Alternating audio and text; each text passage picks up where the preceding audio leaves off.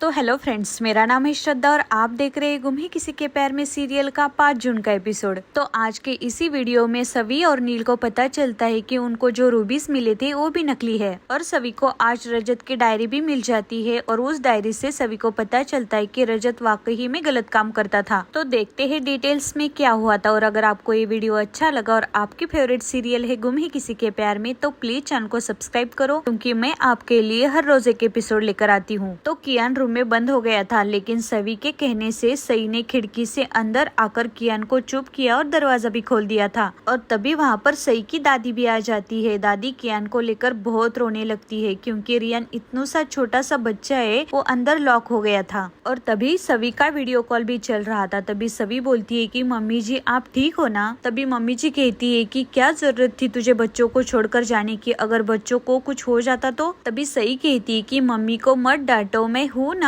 अब मैं बड़ी हो गई हूँ ना, अब मैं 5 इयर्स की बिग गर्ल हो गई हूँ। उस पर सवी कहती है कि हाँ सही, आप बहुत स्ट्रॉन्ग गर्ल हो। और सवी कहती है कि बेटा आपको याद है आपने उस दिन अपनी परी मम्मा को सल्यूट कर दिया था, तो आज सवी मम्मा आपको सल्यूट करती है, क्योंकि सई ने काम ही ऐसा किया है। क्योंकि सई ने खिड़की से अंदर आकर कियान को चुप किया और दरवाजा भी खोल दिया था। और सवी रोते रोते कहती है कि आप दुनिया की बहुत अच्छी डॉटर हो। और तभी रजत की माँ कहती है और तुम दुनिया की सबसे बुरी माँ हो। और सवी को ये बात बहुत हर्ट हो जाती है। सवी फोन रख देती है और रोने लगती है। अब सवी अपने आप से ही कह रही है कि सॉरी मम्मी जी, मैं बच्चों को छोड़कर नहीं आती यहाँ पर, लेकिन रिद्धि के लिए आना पड़ा मुझे यहाँ पर। और तभी वहाँ पर नील आ जाता है और नील सवी की बातें सुनता है और बोलता है कि ये रिद्धि कौन है। अब नील सवी के थोड़ा पास आ जाता है और सवी को बोलता है कि अभी अभी आपके आंखों में गुस्से के अंगारे थे और अभी अभी आंसू के फवारे, ऐसा क्या हो गया? और ये रिद्धि कौन है बताइए ना, आप यहाँ स्विट्जरलैंड में रिद्धि के लिए आई हो ना। और तभी सवी को नील का गुस्सा आ जाता है। सवी बोलती है कि हमारे बीच में तय हो गया था ना, हमारे रास्ते अलग अलग है, तो फिर क्यों पीछे पड़े हो मेरे आप। उस पर नील सवी को बोलता है कि मुझे भी आपके पीछे पीछे आने में कोई शौक नहीं है मैडम, वो रूबीज हम दोनों से जुड़े हुए है। वो रूबीज की तावीज सिर्फ आपके हस्बैंड से नहीं बल्कि मेरे वाइफ के मर्डर से भी जुड़ी हुई है। अब सवी कुछ भी नहीं बोलती। अब सवी और नील वहाँ पर बैठ जाते हैं और रूबीज देखने लगते हैं। अब सवी उन रूबीज को देखकर अपने मन में ही बोलती है कि थैंक गॉड मुझे ये रूबीज मिल गए, अब मुझे पैसे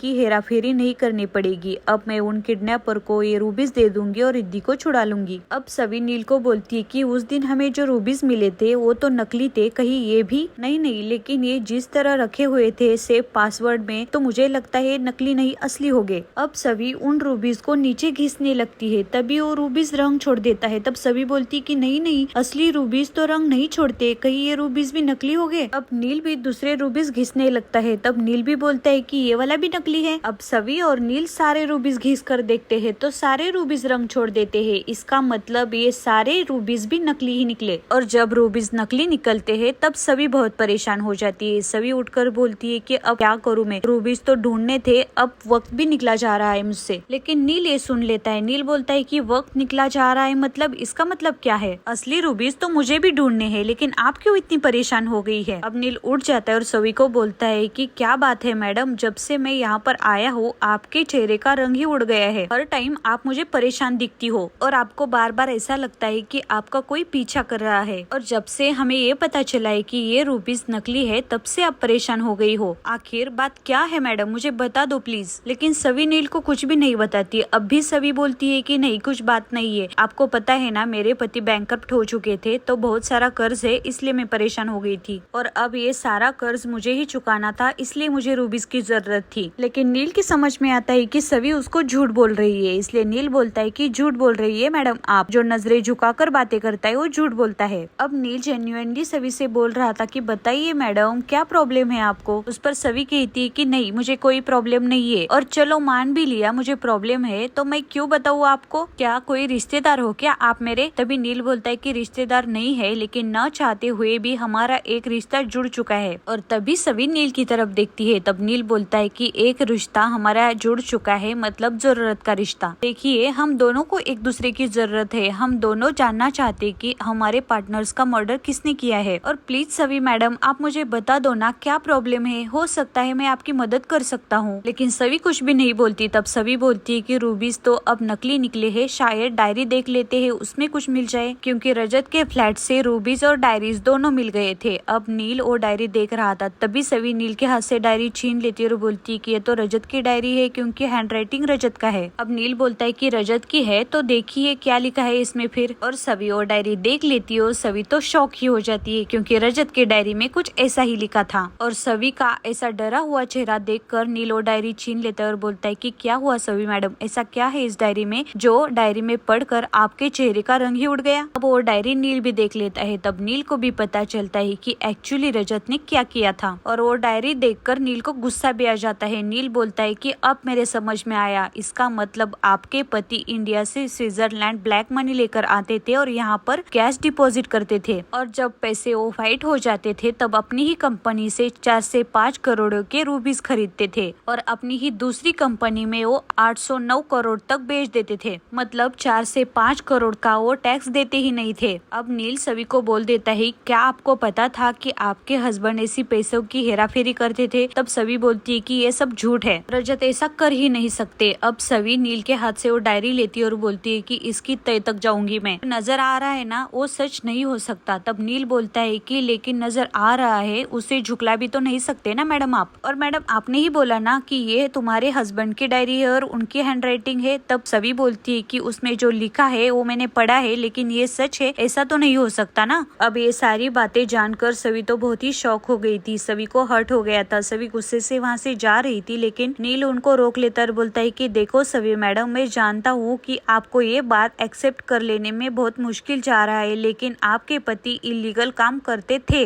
वो पैसों की हेराफेरी करते थे। लेकिन सभी बोलती है कि मैं ये बात कभी भी नहीं मान सकती, रजत कभी भी ऐसा नहीं कर सकते। और ऐसा कह के सभी वहाँ से जा रही थी लेकिन सभी का पैर फिसलते है और सभी गिर जाती है। नील सभी को पकड़ लेता है और वो दोनों बहुत क्लोज आ जाते हैं और तभी नील और सभी दोनों अनकंफर्टेबल हो जाते हैं क्योंकि सभी रजत से बहुत प्यार करती थी और नील भी अपनी तेजस्विनी से बहुत प्यार करता था। इसी वजह से उन दोनों में तो अभी तक कोई केमिस्ट्री नहीं है। अब सभी अपने आप को संभालती है और अपने कमरे में आ जाती है। सभी को बहुत गुस्सा आ गया था रजत पर क्योंकि रजत ने बहुत सारी बातें सभी से छुपाई थी। अब सभी रजत का फोटो लेकर रजत से बोलती है कि मेरा दिल अभी तक मानने के लिए तैयार नहीं है कि आप कोई गलत काम कर सकते हो रजत, लेकिन ये सारे सबूत मेरे भरोसों को तोड़ रहे हैं रजत। अब सभी रजत को बोल रही है कि कहीं मम्मी जी बोलती थी वो सच तो नहीं है, कहीं मेरी वजह से आपकी जान नहीं चली गई। लेकिन रजत आज पहली बार मेरे मन में आपके खिलाफ सवाल उठ रहे हैं, क्या आप वाकई पैसों की हेराफेरी करते थे क्या बैंकक्रप्ट की वजह से आप भी गलत रास्ते पर चल गए रजत? और क्यों आपका नाम उस तेजस्विनी के साथ जोड़ा जा रहा था और आपका स्विट्जरलैंड में 1 ईयर के लिए रेंटेड अपार्टमेंट भी था? कितनी बड़ी बात छुपाई आपने मुझसे, क्यों अंधेरे में रखा मुझे रजत आपने? अब रात हो गई थी, सभी अपने फ्लैट में सो रही थी, तभी बहुत तेजी से हवा आ जाती है और खिड़की ओपन हो जाती है। सभी वो खिड़की बंद करने के लिए जाती है, तभी सभी को दिखता है कि नीचे नील था और नील को बहुत ठंड लग रही थी इसलिए नील ने आग भी जलाई हुई थी और ये देखकर सभी नीचे आ जाती है और नील को जैकेट भी देती है और मफलर भी देती है और नील को लगी भी थी इसलिए सभी ने एंटीसेप्टिक क्रीम लेकर आई थी और सभी बोलती है कि मेरी वजह से आपको लगी है ना, ये लीजिए, ये क्रीम लगा लीजिए और चलते बनिए यहाँ से। लेकिन नील वो क्रीम नहीं लेता इसलिए सभी बोलती है कि यही रहोगे, क्या करोगे यहाँ पर? तब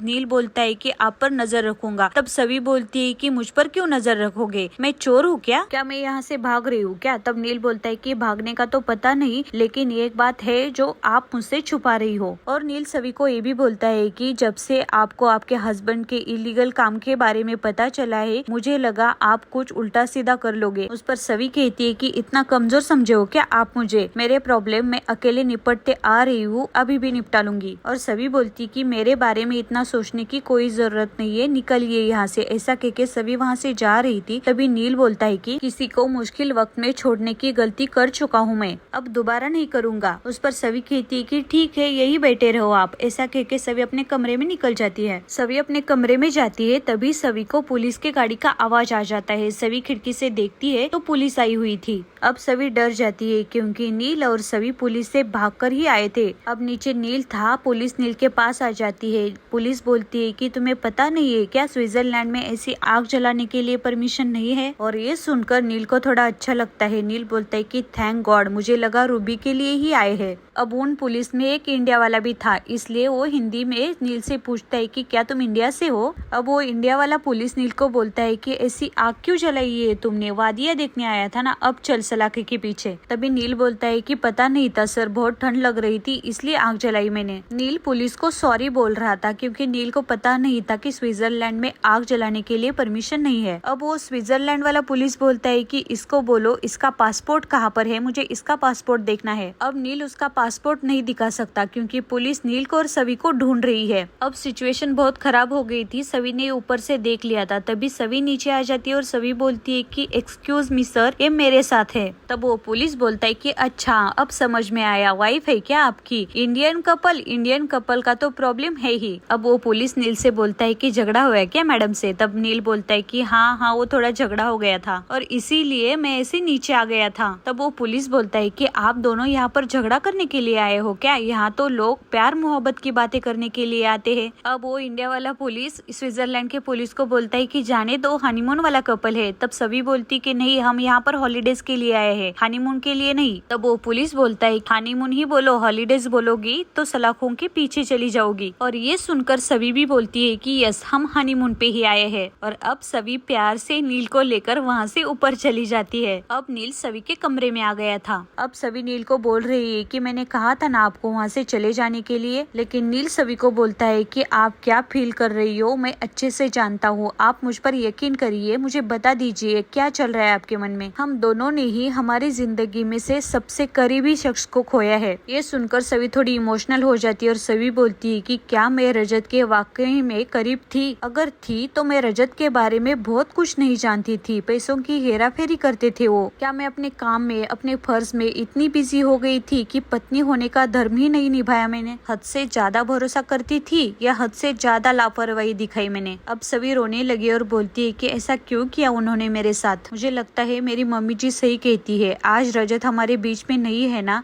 तो उसकी वजह सिर्फ मैं हूँ। और आज का एपिसोड यहीं पर समाप्त हो जाता है। देखते हैं आगे के एपिसोड में क्या होता है। अब ये सीरियल बहुत इंटरेस्टिंग होने वाली है, तो देखते हैं आने वाले एपिसोड में क्या होता है। क्या सवी और नील के बीच में कुछ रोमांटिक रिश्ता क्रिएट हो जाता है। ऐसे ही सीरियल के आगे आने वाले एपिसोड देखने के लिए प्लीज चैनल को सब्सक्राइब करो और वीडियो को लाइक भी करो। Thanks for watching and lots of love. मिलते हैं कल एक नए एपिसोड के साथ।